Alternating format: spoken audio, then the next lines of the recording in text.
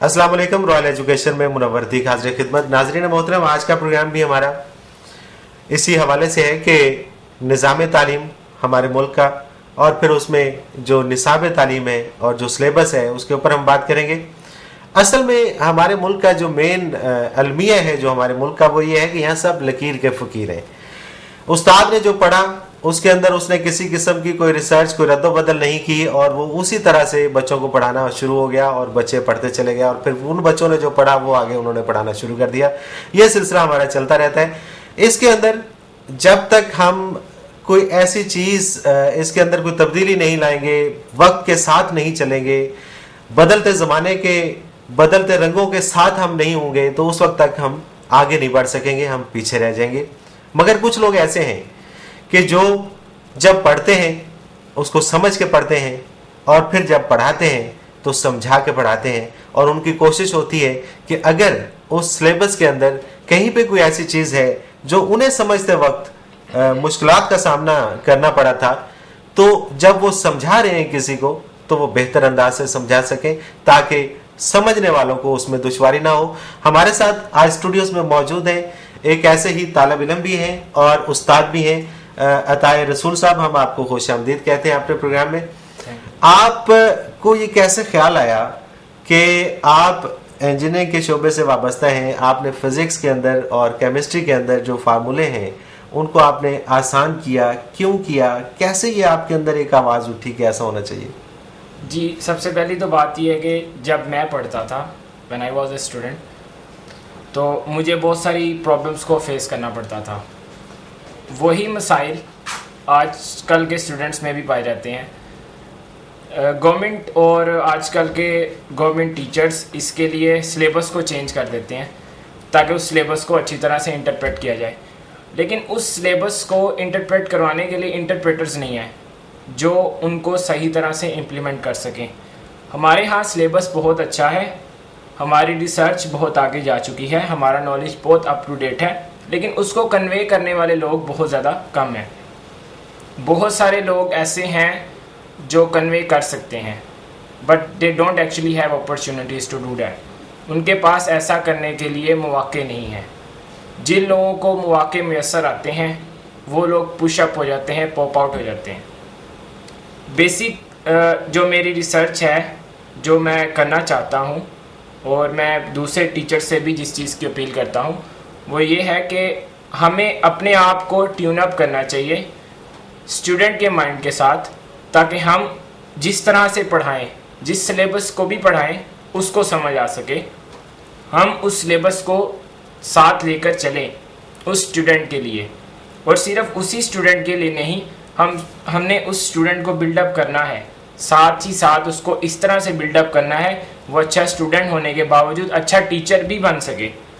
अगर एक एजुकेट हो तो कम से कम 150 लोगों को एजुकेट जरूर करे।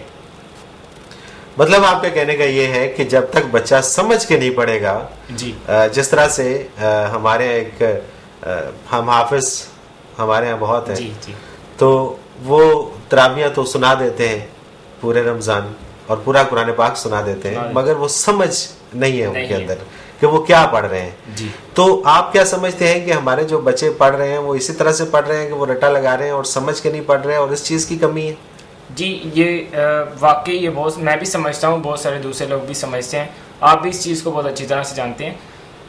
लेकिन ज़्यादातर बच्चे ऐसे ही हैं, ज़्यादातर टीचर्स भी ऐसे ही हैं, ज़्यादातर डिग्री होल्डर्स जो हैं वो सारे ऐसे ही हैं। एक रेस का आलम है, एक रेस लगी हुई है, उसमें सारे दौड़ रहे हैं। इसको रेस क्या लगी हुई है? क्या रेस है? ग्रेड्स की है, मार्क्स की है, एडमिशन्स के लिए रेस लगी हुई है। ठीक है, रेस होनी चाहिए, लेकिन रेस आप एक करेक्ट चीज़ के लिए रखें, आपका एम्बिशन करेक्ट हो तब आप रेस करें। रेस मतलब इसको थोड़ा सा अगर हम और इसको थोड़ा सा खोल के बयान करते हैं तो करके हम इसको वाइड करके, तो इसका मतलब ये है कि जितने भी स्कूल्स हैं जो पढ़ा रहे हैं या कॉलेजेस पढ़ा रहे हैं उनमें ये रेस है कि ये जो सिलेबस हम इनको पढ़ा रहे हैं ये इनको याद हो जाए, ये इनको याद हो जाए, ठीक है ना, ताकि जब ये इम्तिहान के अंदर बैठे तो एज इट इज ये लिख दें और लिख के इनके मार्क्स जो है वो अप टू मतलब 90 अबव 90 हो जाए ताकि इनको आगे एडमिशन मिल जाए। लेकिन ये नहीं पता कि वो जो चीज पढ़ रहे हैं वो समझ भी रहे हैं कि नहीं समझ रहे, और यही वजह शायद हमारे पीछे हम दूसरे मुल्कों से। जी, यही वजह है कि हम लोग दूसरों से पीछे हैं। और जो शख्स आगे जाता है वो सिर्फ आगे इसलिए जाता है कि वो रिसर्च करता है और अपने लिए करता है, वो किसी को कुछ सिखाता नहीं है। अगर सिखा सकता है तो खुद नहीं सिखाता, अगर सिखाना चाहता है तो अपॉर्चुनिटीज़ नहीं है, मौके नहीं है, उसके पास वसाइल नहीं है। अच्छा, आपसे जब मेरी बात हुई थी, जिस वजह से मैंने आपको यहाँ पे बुलाया, आपने कोई रिसर्च की फिजिक्स के अंदर, केमिस्ट्री के अंदर जी, कुछ फार्मूले जो पहले चल रहे थे उनको आपने आसान किया, डेफिनेशंस जो हैं उनको आपने आसान किया जी, ताकि वो एक दूसरी क्लास के, तीसरी क्लास के, 5वीं क्लास के बच्चों को भी अगर आप पढ़ाते हैं तो उन्हें भी समझ आ जाती है। डेफिनेट। क्या इम्पैक्ट पड़ेगा आपकी इस चीज से कि आपने वो जो रिसर्च की है, कहाँ पे उसको देखते हैं, कहाँ पे उसका इम्प्लीमेंटेशन होना चाहिए, कहाँ पे क्या होना चाहिए? मेरे ख्याल में हर टीचर पर वो रिसर्च इम्प्लीमेंट होनी चाहिए, हर टीचर को उसका पता होना चाहिए वो रिसर्च वो। अच्छा, वो थोड़ा सा बता देंगे वो है क्या, मतलब चूंकि मैं बहुत तो सारी physics का डेफिनेशन student हैं, नहीं हूँ। बहुत सारी ऐसी तारीफ हैं जो 9th-10th के सिलेबस में इंक्लूड की गई हैं, नई डेफिनेशंस हैं, फर्स्ट ईयर के सिलेबस में इंक्लूड की गई हैं, उनकी एक्सप्लेनेशंस हैं। हमारा सिलेबस उसको एक्सप्लेन करता है। मैंने उसी सिलेबस को कुछ वाइड ब्रॉड तरीके से एक्सप्लेन किया है, एक्सप्लेनेशन दी है। मैंने जो एक्सप्लेन किया है वो टीचर्स को और स्टूडेंट को एट द सेम टाइम सामने रख के एक्सप्लेन किया है, ताकि टीचर या स्टूडेंट उसे पढ़े तो वो खुद भी समझ जाए और आगे भी समझा सके। उसमें दोनों चीज़ें भी हैं, to learn and to make the learn. आप पढ़ें भी और समझाएं और समझाएं भी, ठीक है। एट द सेम टाइम आप दोनों काम कर सकते हैं। और मैं ये चीज़ हर टीचर तक पहुंचाना चाहता हूं। मेरा ये आइडिया मैं चाहता हूं हर टीचर तक पहुंचे, चाहे वो जिस मर्जी स्कूल का टीचर है, और हर एग्जामिनर तक कम से कम ज़रूर पहुंचे। मज़े की बात यह, एग्जामिनर्स जो पेपर चेक करते हैं जब से सिलेबस चेंज हुआ है, वो न्यू बुक को सामने रख कर पेपर चेक कर रहे होते हैं। उनको ये नहीं पता होता कि बच्चे के माइंड में बच्चा कितनी डेप्थ में जाकर एक फार्मूला लिख रहा है। वो सिर्फ ये देखते हैं कि बच्चे ने फार्मूले में एक चीज़ मिस कर दी है जो बुक में नहीं है, या एक चीज़ नहीं डाल दी है जो बुक में नहीं है, वो उसको क्रॉस कर देते हैं। वो उस डेप्थ को नहीं समझ पाते जिस डेप्थ में बच्चा जाकर फार्मूला लिख रहा होता है।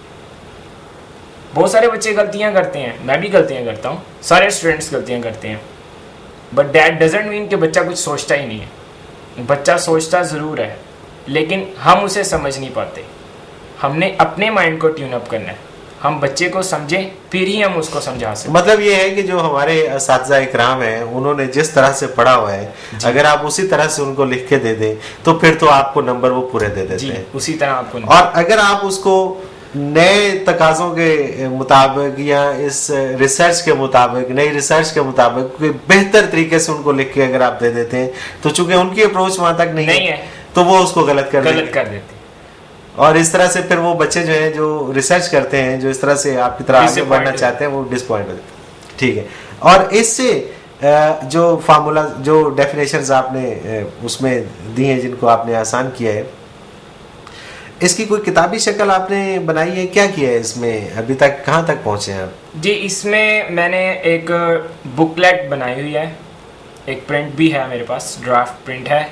उस बुकलेट को मेरा एक प्राइवेट स्कूल में मैं पढ़ाता हूँ, मैं अपने स्कूल में तो इसको इम्प्लीमेंट कर रहा हूँ, मैं स्टूडेंट्स को दे रहा हूँ, बल्कि मैं स्टूडेंट्स को बाकायदा लेक्चर देता हूँ इस चीज़ का कि आप क्लास में हैं और अल्हम्दुलिल्लाह मेरा हर स्टूडेंट पढ़ाता है। अच्छा, माशाल्लाह। मैं एडमिट ही उसे करता हूँ जो टीचर है, जो पढ़ाता हो, और मैं 9th क्लास में ही उसी को रखता हूँ अपनी एकेडमी में जो पढ़ाता है। जो वहाँ पर बैठते हैं, जो लेक्चर लेते हैं, उनको वो सारी बुकलेट मैं 1 से 2 दिनों में कंप्लीट करवा देता हूँ। 1 से 2 दिनों में वो समझ जाते हैं, सारा कुछ समझ जाते हैं। और मैं इस बात की गारंटी करता हूँ कि उसको कोई भी समझ सकता है। कोई फील्ड की, किसी किस्म का फील्ड बैरियर नहीं है कि डॉक्टर है तो वो फिज़िक्स नहीं समझ सकता, या कोई छोटा बच्चा है तो वो उसके, जो कहा जाता है एक लेवल बना दे, ये आपके लेवल की बात नहीं। टीचर से पूछ लिया जाता है, भाई सर आप हमें काइंडली ये बता दें, टीचर आगे से कहता है आपके लेवल की बात नहीं। बात ये है कि बच्चे के लेवल की बात होती है तो बच्चे ने आपसे पूछी। वेरी गुड, बहुत जबरदस्त। अगर बच्चे के लेवल की बात नहीं है वो आपसे पूछेंगे, वो आपसे कैसे पूछेगा? और ये तो आपको अपने लेवल के ऊपर शक होना चाहिए जी कि आपसे एक बच्चा पूछ रहा है, तो इसका मतलब है कि आपका वो लेवल नहीं है कि आप उस बच्चे को समझा सकें, सेटिस्फाई कर सकें। पहले आप अपने लेवल को वहां तक लेके ट्यून अप करें। यही चीज है कि उस बुकलेट में मैंने बहुत सारे ऐसे मेथड्स लिखे हैं, तरीकेकार लिखे हैं कि किस तरह से एक टीचर अपने आप को ट्यून अप कर सकता है एक स्टूडेंट के लिए, कि स्टूडेंट उसको सीखे, उसी तरीके को लेकर आगे चले, ताकि उससे दिए से दिया चलता जाए, दिए से दिया जलता जाए। और ये जो तरीकाकार आपने ये कहीं किसी बोर्ड को, किसी इदारे को आपने भेजा कि ये इसके ऊपर कोई बात होनी चाहिए? अभी तक तो मुझे ऐसा कोई मौका नहीं मिला। अच्छा। लेकिन इंशाल्लाह मैं इसकी बहुत ज़्यादा कोशिश कर रहा हूँ, और इंशाल्लाह एक दिन आएगा कि पाकिस्तान में इस चीज़ को माना जाएगा, और इंशाल्लाह हर टीचर यही चाहेगा। अच्छा, आप क्या समझते हैं? माशाल्लाह आप बड़े इंटेलिजेंट बच्चे हैं, आप को जाहिर है कि जब आपने इस तरफ ध्यान दिया है तो आपके और भी कई जगहों पे आपकी नज़रें होंगी। हमारा जो सिलेबस तैयार होता है किस तरह से होता है? हमारा सिलेबस ज़्यादातर जो तैयार होता है वो फॉरेन कंट्रीज़ के सिलेबस को मैचअप करके उसको मिक्सअप करके तैयार किया जाता है, और ये चीज़ देखी जाती है कि वो ममालिक क्या पढ़ा रहे हैं, और बेसिकली ये देखा जाता है कि उन ममालिक के इंजीनियर्स और उन ममालिक के डॉक्टर्स जो हैं उन्होंने क्या क्या पढ़ा हुआ है, और हमारे मुल्क के इंजीनियर्स और डॉक्टर्स में क्या फ़र्क है। इन चीज़ों को मैचअप कर लिया जाता है। हमें ये ज़रूर साथ देखना चाहिए कि इंजीनियरिंग और डॉक्टरेट ये एक एज पॉइंट्स हैं। आप एज पॉइंट पर जाकर सिलेबस को मैच कर रहे हैं, ये बहुत बड़ी गलती है। आपको स्टार्ट से ही अपना सिलेबस मैच करना चाहिए, और साथ ही साथ आपको अपनी फैकल्टी को भी इस काबिल बनाना चाहिए कि वो नए सिलेबस को कम से कम इम्प्लीमेंट करें और उसको इंटरप्रेट करें, खुद से भी इंटरप्रेट करें, और उसमें रिसर्च करें, न्यू वेज फाइंड आउट करें कि किस तरह से हम बच्चे को अर्ज करें कि बच्चा खुद सोचे। क्लास में बैठे हुए टीचर का मकसद सिर्फ समझाना नहीं है, उसका मकसद ये भी है कि वो बच्चे को एक ऐसी बात पर कायल कर ले कि बच्चा खुद से घर जाके सोचना शुरू कर दे। मतलब एक सवाल दे दिया एक बच्चे को कि ये सवाल है, इसके ऊपर आप अपने सोर्सेज से जी सोच के आए और अपने सोर्सेज से इसका जवाब तलाश करके रहें। फिर मेरा ख्याल है कि वो बच्चा जाएगा और जाके वो इंटरनेट के ऊपर भी बैठेगा और पॉजिटिवली इंटरनेट को यूज करेगा और वहां से उसका वो आंसर निकालेगा। और इसी तरह से वो लाइब्रेरी, यहाँ पे तो लाइब्रेरीज का कॉन्सेप्ट ही नहीं है। बाहर तो ये होता है कि आप एक बच्चे को एक अगर मजमून दे देते हैं कि ये आपने लिखना है, तो वो फिर उसके ऊपर बड़ी रिसर्च करता है और उसके बाद वो आके ला के तो आपको पेश करता है, तो इससे उसका जो नॉलेज है वो बढ़ता है। मगर यहाँ पर ऐसा कुछ नहीं है। यहाँ पे किस तरह से ये बेहतर किया जा सकता है इस सिस्टम को कि बच्चों को समझा के पढ़ाया जाए। ये जो दौड़ लगी हुई है, जो रेस लगी हुई है जिसकी आपने पहले बात की है, इस रेस से कैसे निकला जा सकता है? क्या सिस्टम ऐसा मुतारिफ कराया जा सकता है कि हम इससे निकल आए? कुछ बच्चों को शऊर दिलाने की ज़रूरत है कि आपका असल एम्बिशन, एम क्या है, आपका टारगेट क्या है जिसको आपने हिट करना है जाकर। आपका टारगेट मार्क्स नहीं है, आपका टारगेट अपनी कंट्री को आगे लेकर चलना है। आपने दूसरे स्टूडेंट्स को भी साथ लेके चलना है। आपने किसी के साथ दावत नहीं रखनी है कि मैं आगे क्यों हूँ, ये पीछे क्यों है, या वो आगे क्यों है, मैं पीछे क्यों रह गया हूँ। आपने सारों को साथ लेके चलना है। और टीचर्स के लिए हर दफ़ा सिलेबस चेंज होने से पहले कम से कम 3 से 4 मरतबा वर्कशॉप ऑर्गेनाइज करनी चाहिए, टीचर्स ट्रेनिंग होनी चाहिए और टीचर्स को उस सिलेबस से पहले आगाह करना चाहिए कि ये सिलेबस है। अताए रसूल साहब, बात यहीं से शुरू करते हैं। नाजरीन, एक छोटा सा वक्फे के बाद दोबारा हाजिर होते हैं, हमारे साथ रहिएगा।